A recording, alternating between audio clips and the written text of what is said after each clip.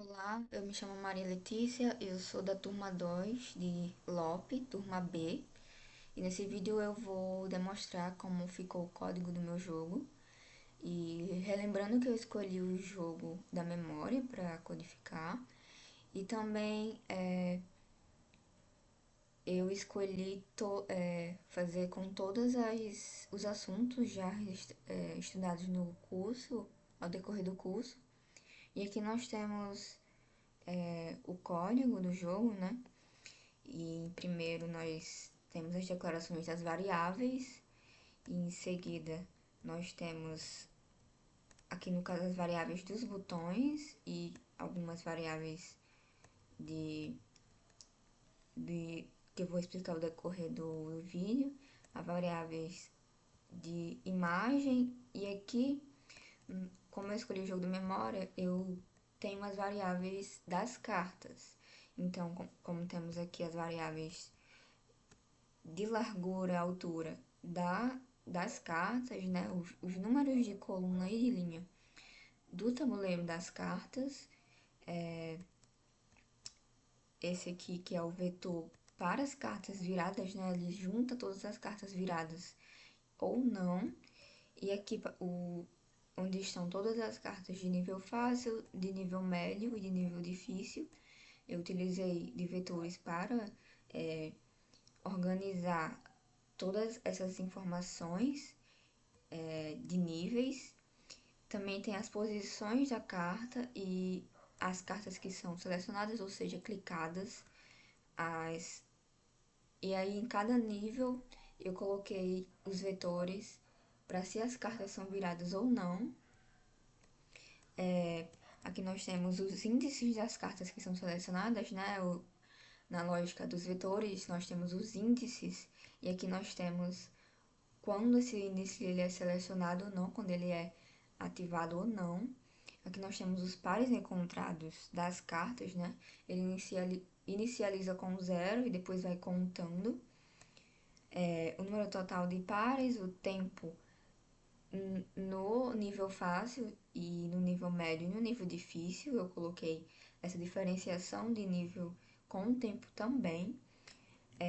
E aqui nós temos a função preload, né, que carrega pré-carrega as imagens e os sons. E,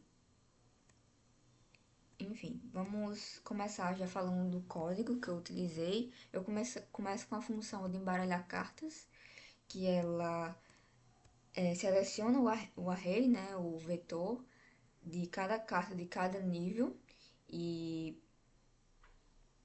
ela embaralha essas cartas, inicializa e embaralha, ou seja, em cada nível, cada vez que você entrar, vai ser um embaralhamento diferente. E em seguida, nós temos aqui ó, nessa parte, nós temos a explicação de que toda vez que as cartas estiverem viradas, toda vez que nós estivermos clicarmos de novo no nível, essas cartas irão embaralhar novamente. Aqui nós temos as funções das telas do jogo, né? Aqui a tela de menu, mais embaixo a tela de jogar, a tela de crédito, de informações. Aqui estão todas as informações, né, de todas as telas. Aqui eu criei um botão para o voltar.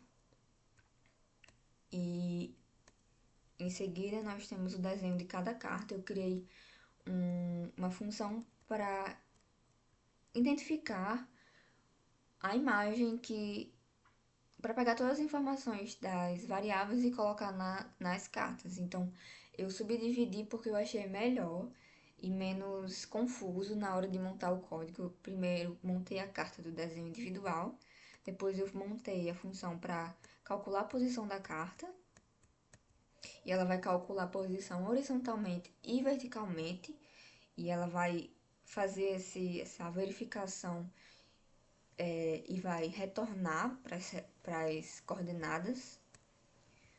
Depois nós temos realmente a função do desenho da carta,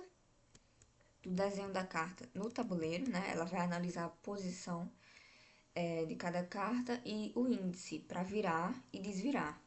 Então aqui nós pegamos as duas últimas funções, né, que é a de desenhar a carta individual e de desenhar a carta na posição. Nós colocamos dentro dessa função de desenhar cartas e ela vai analisar essa função X, essa posição X e Y, e se tiver em determinada posição, em determinado índice, ela vai desvirar e virar. Aqui eu fiz uma função para a tela de dificuldade, que seria a tela de seleção de dificuldade, né? Eu coloquei 3 dificuldades, a fácil, a média e a difícil. Aqui nós temos a função para verificar a seleção de cartas pelo usuário. Ele vai utilizar do for, né? Ele vai utilizar desse loop para calcular aonde o usuário, aonde o jogador ele vai clicar na carta.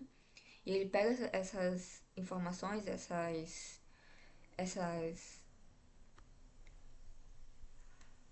essas informações para utilizar no for. E aí também vai calcular o índice. Enfim, essa verificação de seleção de carta, ela vai calcular todo o que está acontecendo ali no tabuleiro e vai retornar se houver o clique, né? E aí quando há o clique, ele verifica se a carta não foi virada. Ou seja, quando você clica na carta, a carta desvirada, como eu já tinha dito, e depois é virada. E aqui ele vai fazer a marcação da carta, né? Vai adicionar o índice e se a carta está virada ou não. E aí, se tiver duas cartas iguais, né? Ele vai fazer a função verificar a par. Depois vai retornar toda vez que você está no tabuleiro, nessa tela de jogo, seja em qual seja o nível, ele vai fazer essa verificação de carta para saber se tem o par, para saber se não tem, ele vai verificar horizontalmente e verticalmente e vai pegar cada posição de cada função que já foi colocada no código. Então ele vai analisar cada coisa. E aqui nós temos a função justamente para a verificação da carta, do par da carta, né? Ele vai verificar quando a primeira carta ela é selecionada e a segunda carta, e aí ela vai formar esse par, né? E ela vai identificar se elas forem iguais ou não. E aí, se ela for igual, né? Se ao final do tempo ela for igual, ele vai te levar para a tela de vitória, que é a tela que quando você seleciona todos os pares, e aí você é direcionada para a tela de vitória, você ganha o jogo. Aqui eu fiz uma função para desenho do botão, né? Que para não ficar em cada momento ali onde for modificar o botão, não ficar modificando toda hora, então eu fiz uma função global para o botão. E aqui está o carregamento das imagens, eu fiz um vetor para cada carregamento das imagens. Aqui tá as faces, são 8 imagens para cada. As difíceis e ali no meio tá as médias, né? Aqui tá o mouse clicker que funciona para quando o usuário clicar. Aqui tá a verificação de menu, né? De seleção de dificuldade. Então, se clicar no botão, vai para a tela 1, que é a tela de seleção de dificuldade, depois para a tela de crédito e a tela de informações. Aqui tem a verificação de seleção de dificuldade, então na tela de verificação de dificuldade vai ter 3 botões, e aí, dependendo de onde o usuário clicar, ele vai ser direcionado para a tela de dificuldade. Aqui tem o desenho do botão do som. Aqui tem a função da tela de derrota, né? Que se o usuário não conseguir achar os pares no tempo do seu nível, vai aparecer a tela 8, que é a tela de derrota, né? A tela de quando o usuário não acha os pares. E aqui embaixo, quando o usuário acha os pares, vai exibir a tela de derrota, né? E aí exibe a mensagem. No caso, vai exibir a tela de vitória e vai exibir a mensagem de vitória. Aqui nós temos uma das funções que foi as mais difíceis, que foi a de iniciar o tempo, né? De colocar o tempo e de iniciar ele. E aí nós temos aqui a função para iniciar esse tempo, né?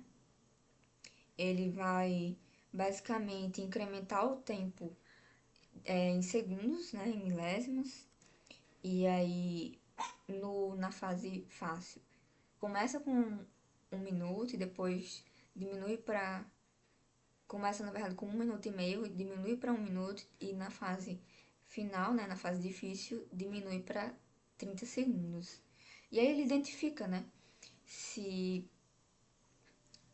esse intervalo de tempo e, e ele vai decrementando a cada segundo. Então, a cada momento que você está na tela de nível, ele vai decrementando os segundos até chegar ao zero, né?